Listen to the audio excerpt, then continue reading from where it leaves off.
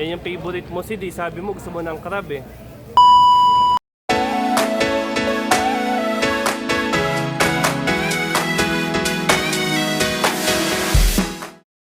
Okay guys, nandito nga pala tayo sa The Orange Bucket.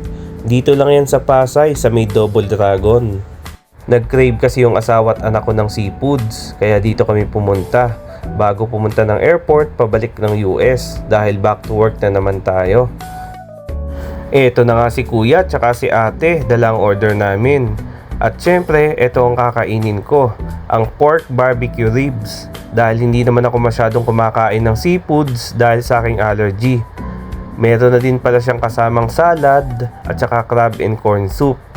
Sa halagang 2,400 pesos ay mabubusog ka na. At sulit na sulit dito dahil marami ng serving masarap pa.